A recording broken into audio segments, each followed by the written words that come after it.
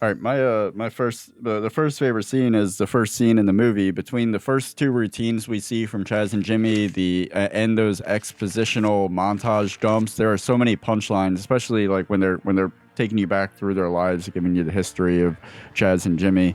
So many punchlines packed into those first 5 minutes to set the pace for the movie. Fucking Chaz walking out, telling Jimmy to step aside, homeschool. Hey, step aside, homeschool. There's a new sheriff in town. Just the way he says that, and then where he goes, get out of my. Jimmy says, "Get out of my face." Chaz goes, I'll get inside your face. and then of course Will Ferrell's moves. The best one was the. I'm hoping you're playing that video I sent you earlier this week and now. Then after he's done, he Throws it away. Throws it away. The toss away was what got me, yeah. And then so you got Will Ferrell's pelvic thrust tossed away, and then Jimmy's galloping peacock was. The galloping peacock, and look at him getting air on that, flawless. And the shot is so pretty when it shows the hand first and then reveals him. That was beautiful because you just see the fucking peacock. Yeah, that was beautiful. And then the other thing I really appreciated about the opening was the host commentating on when the fight starts to happen. They like instinctively start. A perfect headbutt. A perfect headbutt. Like, no, dude, you're not supposed to be. Yes, that all was such a very good scene. Chaz, he does a slide towards the fans, and it's the same slide that Jimmy and him do in the final routine. You talking about the scissor slam? But he did it by himself first earlier in the movie.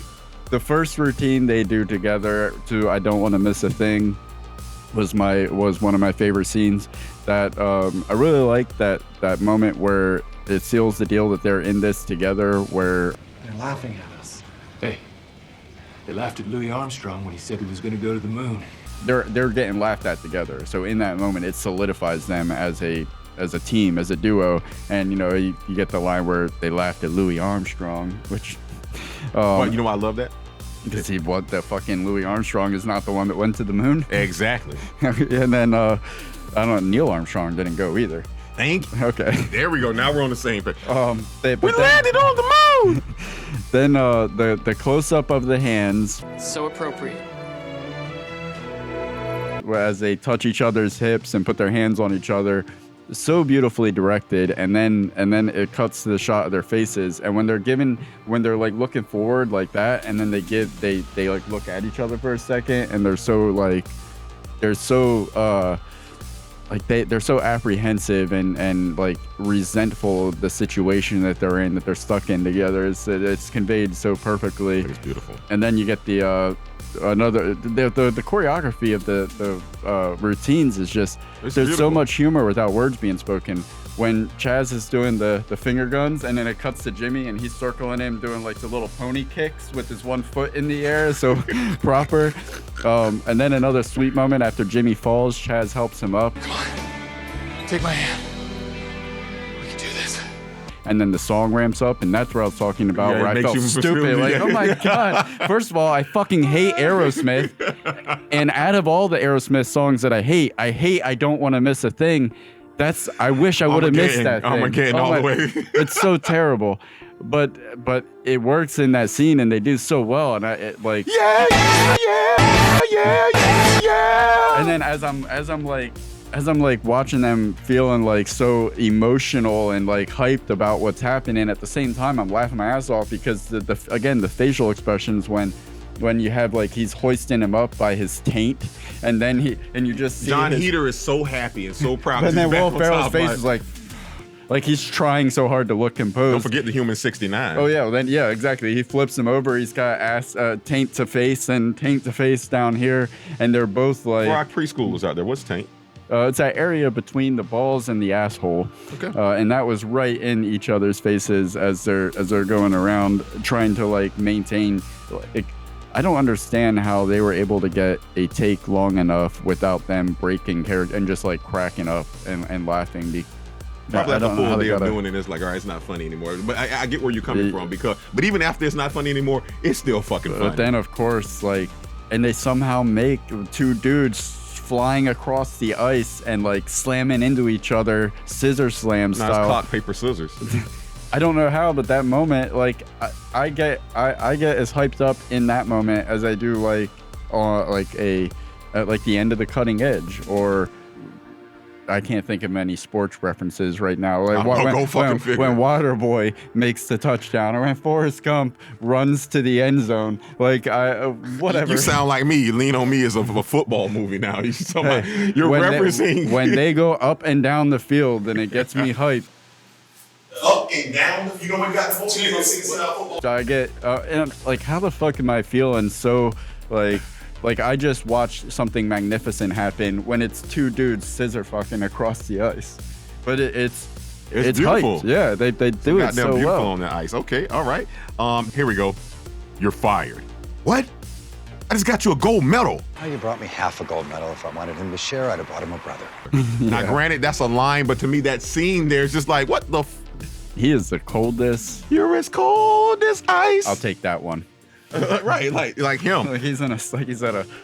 Oh man! But that's remember now that our audience will find out a little later when we get to cast crew review that it's a reason why he dropped that line. I would have adopted him a brother. Athletically advanced human orphans. Oh, now speaking of that, now you know where they got that from. A loose connection there. It was and it's no connection because it's only the movies are connected, but it's not as far as any theory. Rocky 3 with the Russian. Ivan Drago, because remember he was running on the treadmill with the thing, and they was telling about like he was like blood open scandal. That did look like kind of like there you go. All right. If he dies, he dies. The last scene that I have is the slow speed skate chase. Yeah, this is just such a brilliant idea. It was a flawless delivery from the performance to the direction to the editing, and especially the sound design. That's what really sealed it for me. When it cuts from that score with like the action adventure chase music playing, and then it just drops out, and all you get is the Foley of the street or inside the lobby area. And you just hear the clinking and the clacking and sliding. It was so done so well. And then trying to get up the stairs, and props to Will Arnett and his flexibility, because did you see the straddles that he was falling into behind Will Ferrell as he's walking in the slippery lobby floor? There was a lot of I was talking about like it's like stretching out all this, and that's him too. Like it's not like somebody else. Was that line he said to you? You mentioned to me the other day when they're going up the escalator. Who you're supposed to be? Oh. Hey, who are you supposed to be anyway? Rod Serling? JFK. It'll make sense later. But it was so great. They're fucking stuck having to talk. But the best part about that whole sequence was the irony of seeing JFK shoot someone in the head. And it was hilarious how Will Arnett in that scene, he becomes this hilarious cross between T-1000 and Agent Smith. I love it. For all my kids out there not understanding the JFK reference, use the Googly machine. Showing off. Figured out how to work the Google on the internet machine. Do you have any other scenes you wanted to mention? Fuck yeah, hell yeah, man. I got a note from Will Ferrell as well. Okay, I told you. Okay. Our girl Amy Poehler, who was playing Marilyn Monroe, she pushes the shit out of a little girl out of nowhere. She's like, bitch. She don't even say bitch. That had to be a friend's kid or something that she knows personally. Because she gave that girl a fucking. I was like, God damn. She didn't even say that to the little fucking kid. Get the fuck out of here. Okay. And you mentioned this earlier, Chaz Michaels, and I didn't. Einhorn's a man. I can feel your gun digging into my hip. No one can say we don't love film. Oh man. Finkelin Einhorn. Hey, Ace. So again, one of my favorite scenes you talked about is again at their first Sound of Unity. All jokes aside, they took skating super serious, and like I said, you had to bring some. The best comedies have some level of what scene is that? Gravity when he reaches his hand out and said, "Come on, man." Oh yeah. You know, so that was they played that. They didn't even play that for the joke. That was definitely good. Now, for some reason, I have Strauss here at 44 minutes. Okay. When they're trying to convince Katie to go fuck Jimmy, he was like, "Sell yourself." Sell yourself. I was like, oh my God. Have some dignity. Jesus Christ. And do you see what I have here? I know you don't know what that looks like.